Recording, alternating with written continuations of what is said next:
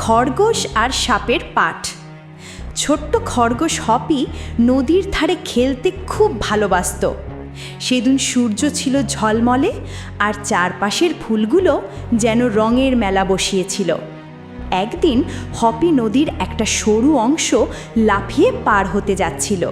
ঠিক তখনই জ্ঞানী সাপ স্লিথার ঝোপের আড়াল থেকে বেরিয়ে এলো। থামো ছোট্ট বন্ধু, স্লিদার আলতো করে ফোঁস করে বলল। আজ স্রোত খুব তীব্র, যদি তাড়াহুড়ো করো তাহলে পিছলে যেতে পারো। হপি, যে সাধারণত দৌড়াতে খুব পছন্দ করত, সে থেমে গেল। সে বয়ে যাওয়া জলের দিকে তাকালো এবং তারপর স্লিদারের দিকে তার সতর্ক বাণীটি নিয়ে ভাবছিল।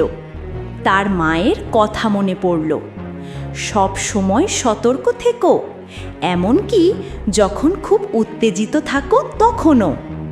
হপি স্লিদারের উপদেশ শোনার সিদ্ধান্ত নিল। বড় লাফ দেওয়ার পরিবর্তে হপি নদীর পাড় ধরে ছোট ছোট সতর্ক পদক্ষেপ ফেলল। একটি নিরাপদ চওড়া জায়গা খুঁজছিল। স্লিদার দেখছিল, মাথা নেড়ে সম্মতি জানাচ্ছিল। সে জানত যে আসল গতি কেবল দ্রুততা নয়, বরং বুদ্ধিমান চয়নও বটে। হপি এমন একটি জায়গা খুঁজে পেল যেখানে একটি ভাঙা গুঁড়ি সেতুর মতো কাজ করছিল। সে সাবধানে এক পায়ে এক পা করে সেটির ওপর দিয়ে পার হতে লাগলো। প্রতিটি সতর্ক পদক্ষেপে সে নিরাপদে নদী পার হলো। তার ধৈর্য এবং সতর্কতার জন্য গর্বিত বোধ করছিল। স্লিদার হাসল। দেখলে হপি, সতর্কতা তোমার দ্রুততম বন্ধু হতে পারে।